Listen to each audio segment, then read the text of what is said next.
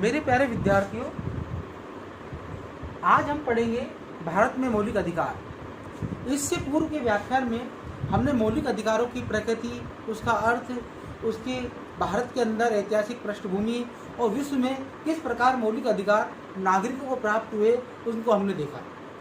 आज का जो हमारा सेकंड पार्ट है मौलिक अधिकारों का, उसमें हम देखेंगे कि भारतीय संविधान द्वारा कितने प्रकार के मौलिक अधिकार भारतीयों को दिए गए हैं।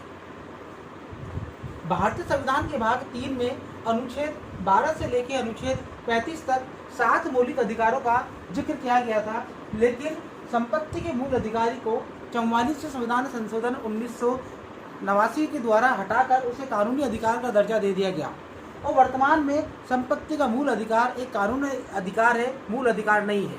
उसका कारण यह है कि 1974 के बाद में जब भारत में समाजवाद की स्थापना की बात हुई तो हम देखते हैं कि उसके लिए आवश्यक था कि संपत्तियों का जो असमान वितरण था कि कुछ लोगों के पास तो जमींदार जागीरदारों के पास, राजा महाराजों के पास तो अथाह जमीनों का भंडार था और बहुत से वंचित वर्ग के पास जमीनें नहीं थी। ऐसी स्थिति में हम देखते हैं कि जब चकबंदी का कार्य किया गया तो ये संपत्ति का मूल अधिकार समाजवाद की स्थापना में आड़े आ रहा था। तो हम देखते हैं कि संपत्ति के मूल अधिकार को हटाया गया और वर्तमान में भारतीय संविधान द्वारा नागरिकों को 6 मौलिक अधिकार दिए गए हैं। पहला, समानता का मूल अधिकार।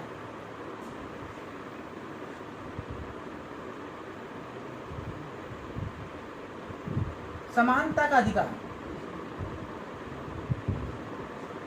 हमारे भारतीय संविधान के अनुच्छेद 14 से 18 तक समानता के अधिकार की बात की गई है। इक्वलिटी हम बात करें तो हम देखते हैं कि भारतवर्ष में प्राचीन समय से ही असमानता रही है, चाहे वो स्त्री पुरुष के मध्य रही हो, चाहे वो गरीब अमीर के मध्य रही हो, चाहे वो निम्न वर्ग उच्च वर्ग के प्रति रही हो, चाहे वो संस्कृति को लेकर रही हो। तो हम देखते हैं जाति, धर्म, लिंग, खान पान, वेशभूषा, क्षेत्र आदि के आधार पर जो है ये समानता हमारे देश में देखने को मिली और परिणाम ये हुआ कि व्यक्ति के मध्य इतनी अधिक असमानता उत्पन्न हो गई कि हमारा जो स्वतंत्रता आंदोलन था उसका बेस ये था कि हमें समानता दी जाए और समानता का आधार क्या हो, उसका आधार हो नागरिक हो, उसका आधार व्यक्ति हो और उसका आधार मनुष्य हो।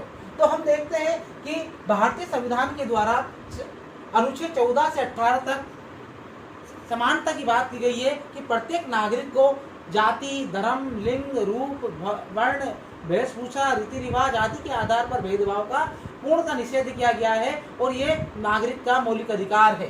समानता के अधिकार में हम देखते हैं कि सबसे पहले जो बात की गई है वो की गई है विधि के समक्ष समानता।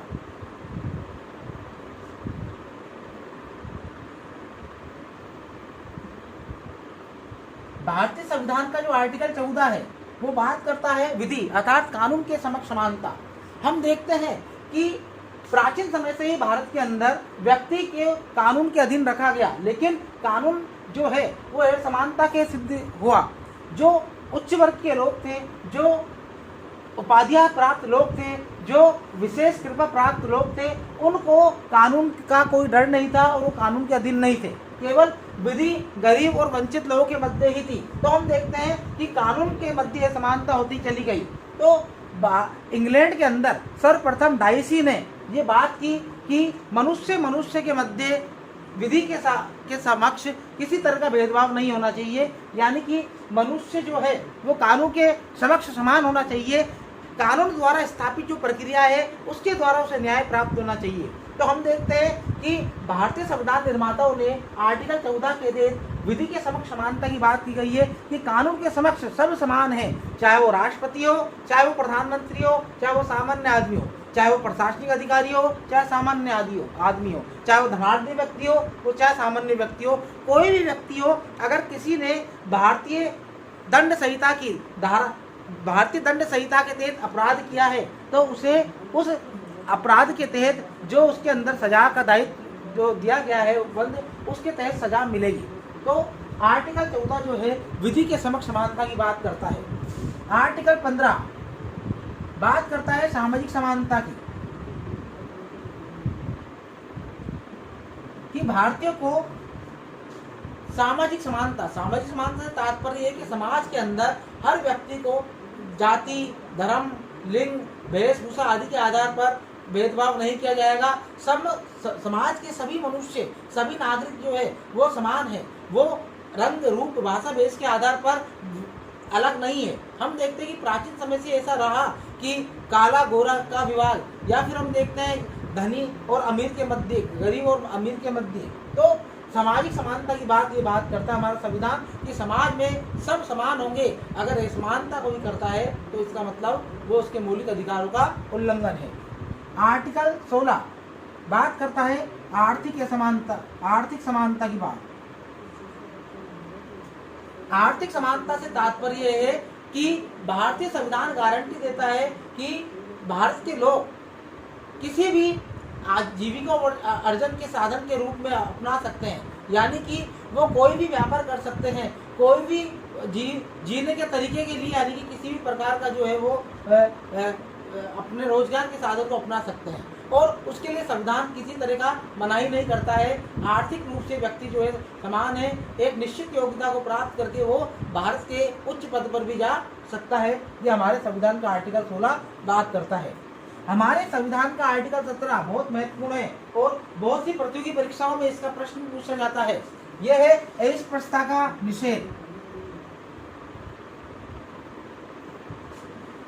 हमारे संविधान निर्माता ये भलीभांति जानते थे कि भारत के अंदर लंबे समय से वर्ण व्यवस्था विद्यमान रही, और वर्ण व्यवस्था का परिणाम ये हुआ कि जो दलित वर्ग जो है, जो शूद्र वर्ग जो है, उच्च वर्ग के द्वारा उनके साथ भेदभाव किया जाता था।